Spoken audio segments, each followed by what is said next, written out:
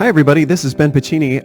This is an emergency episode because somebody asked me a question on the internet.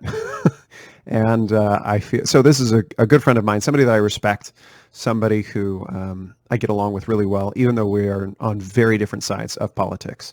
And I think I caught him a little bit off guard because I was talking about Bernie Sanders, and I feel like he deserves a more full answer. And so this episode is a chance to talk about that. And I'm not just trying to be civil about it. I think that there might be a tool here that I can use that I want to explain really quick. So in economics, there's this idea of willingness to pay.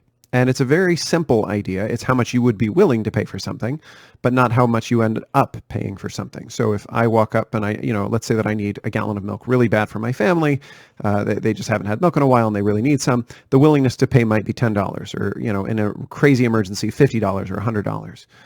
Okay. Now the store only sells it to me for $4.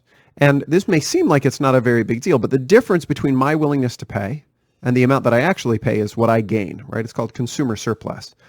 And the whole premise of economic freedom, of capitalism, of all of this stuff is that when I give $4 to the store, they have a willingness to sell. They would love to sell for $1 million, and I would love to buy for $0.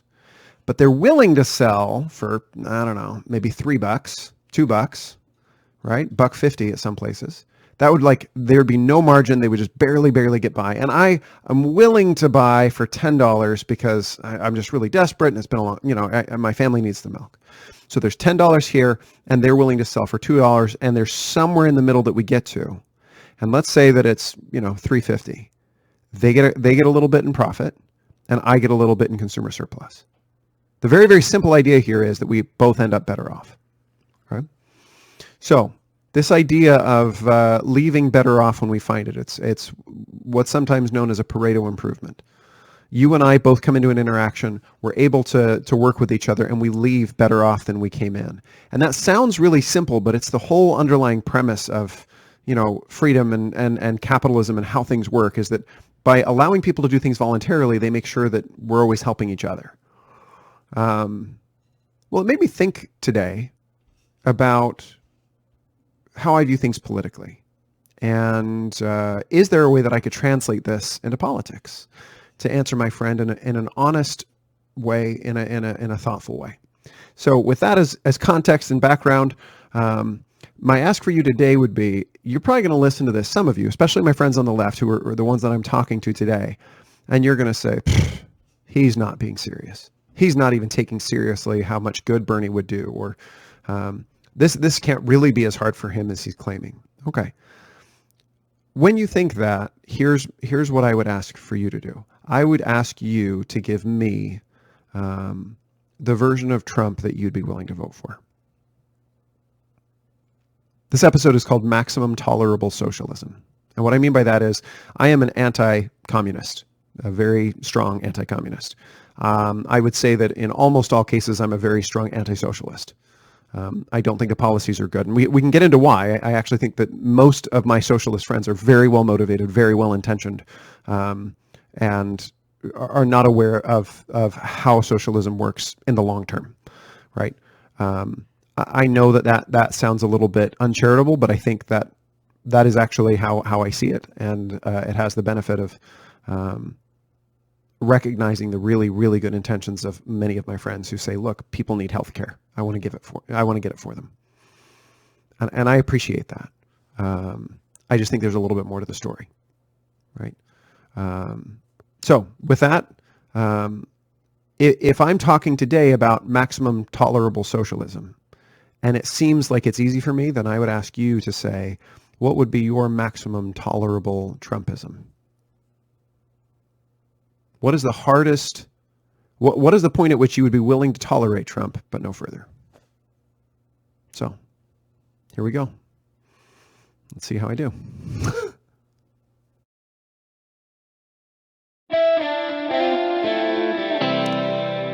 So a good friend of mine and I are debating online, and I say that Bernie Sanders, a friend of, there were three of us, and we were all going back and forth, and one of my friends says Sanders must be stopped. His ideology is wicked and would be devastating to the country. And I essentially agree. I probably could have used better language, but it came to a conversation between this friend and me, and I realized that I don't think that I've been clear about my feelings on Bernie Sanders, and I also don't think that I think there's an opportunity here to try something a little bit different. Under what circumstances would I vote for Bernie Sanders? Okay, this is from the economic concept of willingness to pay, and the way that I'm thinking of it is, what could Bernie Sanders do in order for me to vote for him instead of Donald Trump? Okay, and it's a game that I'm forcing myself to play because the first answer that comes to my mind is I'm just not going to vote for him. I want to emphasize how hard that would be to vote for him. Okay, but I do think that there are some conditions. And having done this as honestly as I can, here's what they would be. First, Bernie Sanders needs to repudiate unequivocally his support for, his sympathy for very bad communist and totalitarian regimes. Not just distance himself from, but unequivocally state that his support for them was wrong, and make very clear that when he says democratic socialism, he doesn't just mean that he's not really super a fan of the old USSR, but that what they did was evil and wrong. And I don't mind his critiques of the United States, though I think when he referred to the Vietnam War and the United States as being almost like what Hitler did, that might not be the best way to phrase it. Right? I don't appreciate that kind of language, but I don't want to focus as much on his critiques of America because I think we need to critique ourselves more often. And so I actually am okay with the critiques as long as they're as thoughtful as possible. My issue is that when people run around all the time saying, whoa, I'm not a Venezuela kind of socialist. I'm not a Cuba kind of socialist. But then they say nice things about Cuba and Venezuela and the USSR. And they say, whoa, I'm not a Stalinist. I'm not a Khrushchev type person. But then they say, oh, and by the way, when I went there, it was great. It was wonderful. I think that Bernie Sanders needs to convince me that not only is he not one of those types, but that he does not support anyone who is. And I think that line in the sand is not a minor thing for me. Because most of my personal friends who are socialist, the first thing that they say is, why is it that every time we bring this up, you always point to Venezuela and say, see, look, Bernie Sanders isn't the same as Venezuela. Okay, I agree with you. Fair enough.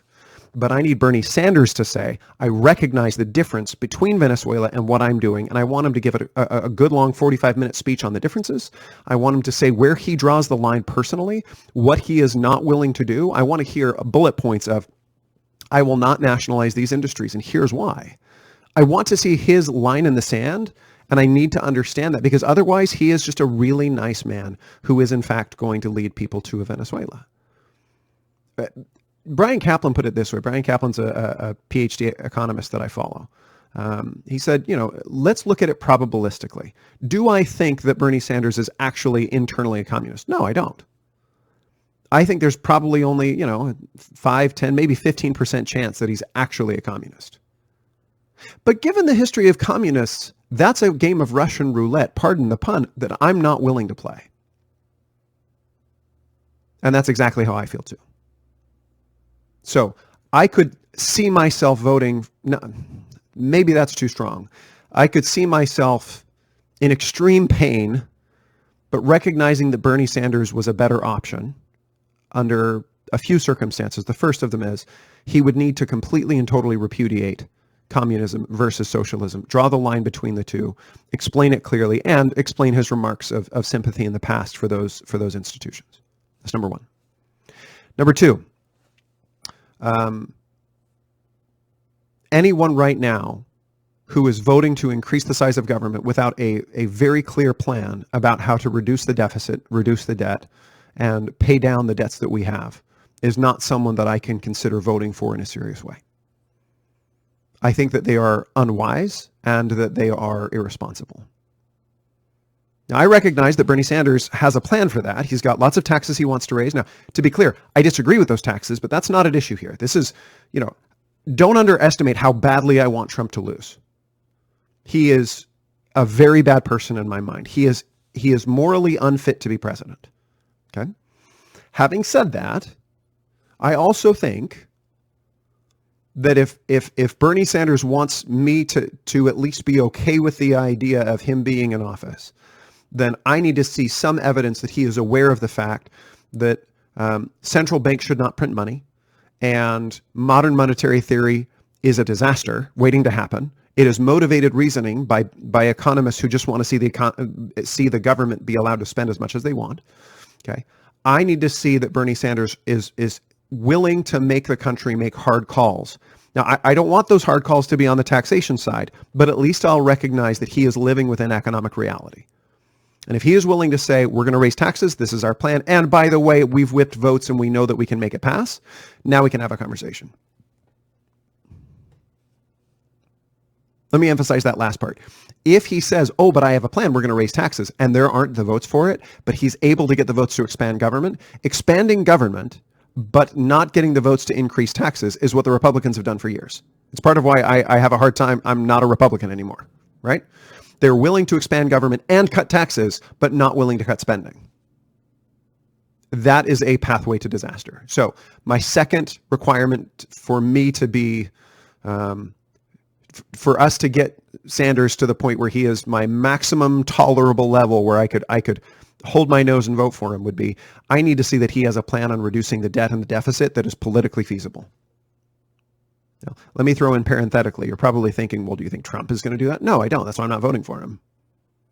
The chances are very good. I've never voted for Trump. I'm not going to. I don't think he is a responsible leader, independent of the fact that I think he's morally unfit. I don't think that he is going to make strides in reducing the deficit. I don't think that he is going to pay off our debt in a meaningful way. And that is a very, very deep concern for me. I would love to be proved wrong. I will still despise President Trump. I will still think that he is morally unfit to be president. But I would love nothing more for him to say, here's my plan on how to reform Social Security and Medicare. And it's going to make everybody mad, and it's going to be a huge political fight, and I don't know that he'll win. But he keeps reducing taxes, increasing the size of government, and then looking around like, what? I'm doing all the Republican things. I don't get it. So that's number 2. Number 3. Oh, this one's going to make people mad. I'm sorry. I should apologize in advance. Bernie Sanders is a populist. Now, I don't really care for populism, but again, I'm willing to plug my nose and just swallow it down if I have to. But I don't think populism is as dangerous as something else that he's doing. And I'm calling it, I haven't heard anybody else use this term, so forgive me, but I'm calling it plutophobia. Right? A plutocrat is somebody who runs a government because they're rich. So the plutocrats are the wealthy people. Well, the reality is there is such a thing as plutophobia, a fear of or a hatred toward those who are rich. And I'll give you a simple example that I think can clarify the difference. I've heard Elizabeth Warren go after corrupt billionaires. Not only do I not have a problem with that, I think she's exactly right, and I am grateful that there's somebody out there who's saying, if you have made this money and you have done it in a corrupt fashion, in a way that has profited off of ordinary Americans, you should be ashamed of yourself and you should know that I'm coming for you. I have no problem with anything that she said. Now, it's a lot of red meat. There's some populism in there. I don't care for that. But fundamentally, I think that that's an okay thing. Here's what I don't think is an okay thing. If you are a billionaire, it must be because you are corrupt. Now, if you are thinking to yourself, plutophobia sounds like it's a made-up thing, and there's really no danger. The rich are doing fine. We really don't need to worry about them. I just want to remind you that there have been times when really, really bad things have happened because we allowed plutophobia or any other phobia or any other ism to run its course. The salvation that we have is in remembering that everyone, no matter how much we dislike them or even despise them, is a human being deserving of dignity, right? That's liberalism. That's my thing, right? That includes the rich. That includes the people that we don't like. And so when somebody says, oh, they're rich, therefore I don't have to treat them with respect or with dignity or give them rights, I can tax them at higher rates than other people, not just because we need more money, but because, those are the bad people causing the problem. Show me that evidence. If you can show me the evidence that they are, we can have that conversation. They should be prosecuted. Again, that's the Elizabeth Warren strategy. I don't mind that. But if your premise is, if you are rich, you are therefore bad, I'm going to take issue with that. Bernie Sanders needs to stop with the plutophobia. And let me give you a couple of specific examples of how he could do that. I already gave you one with Elizabeth Warren. Okay. I don't think she's perfect at this either. Okay. Let me give you a couple of specific examples through history. So you've got the French Revolution, where rich people are murdered for no other reason than because they're wealthy. Okay. I have seen, and I follow I intentionally follow some unsavory groups on Facebook specifically because I want to see what crazy people are thinking these days. And one of the memes that I saw that was rather disconcerting was what people hear when Bernie Sanders says we need to fix what's wrong with the billionaires in this country, and it shows, the French Revolution, somebody chopping off a head and waving it. The next line in the meme, what Bernie Sanders really means, and it shows somebody holding a placard that says, tax billionaires now.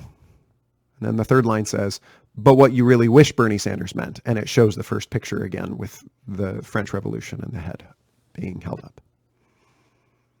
So let me remind everybody that there is, in fact, a tradition that believes that it's a really good idea to hate the rich people and to hurt them. And I don't think that was a good thing. Okay. Second, and far more recent, is hatred against the wealthy during World War II and preceding World War II in particular.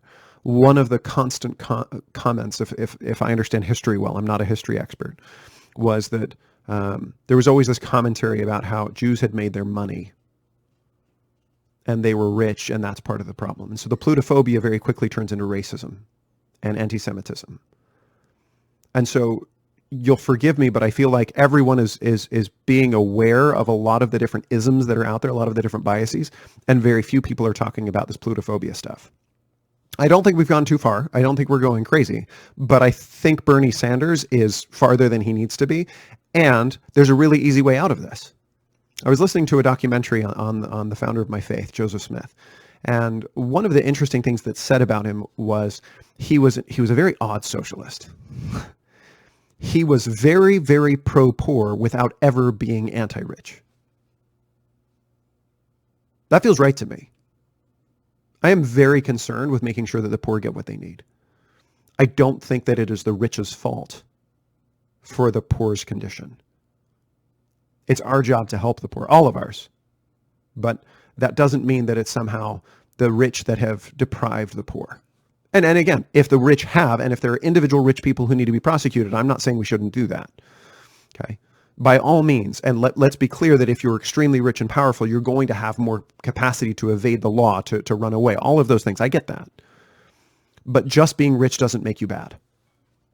And I think that Bernie Sanders could do a better job of clarifying that. Of saying, I am pro-poor and trying to help the working person. And that's great. And I want to partner with the wealthy. To say nothing of the fact that some of the wealthy, not all of them, but some of them, are the people who are innovating, who are making new technologies, who are funding new technologies, who are trying to do everything they can to make the world a better place. And I appreciate that. So, what could Bernie Sanders do to earn my vote? Well, I'm not going to lie, it's going to be tough. And I'm probably not his key demographic. Okay? I'm politically homeless. I didn't vote for anybody with a chance in the last presidential election. I probably won't again. I'm not going to vote for Donald Trump. But if he wanted to earn my vote, I want to create a path where he could. And it would take at least those three things. Maybe a couple more, but those would make it hard for me to say anything other than, okay, he's trying. He's trying to be reasonable, and he's doing a decent job. And again, those three things are, first, see, now I've forgotten. First is one of them. Oh, the communism. He has to address it honestly. Second, he has to be serious about the debt, the deficit, and the budget. And the third is he has to swear off plutophobia. He has to say, if the rich people are being unfair, we will prosecute them. If they are not, then we're going to ask them to pay higher taxes because we need their help. But they're not doing anything illegal, then they're not doing anything wrong, and we should show them dignity and respect. Hope that was interesting for you.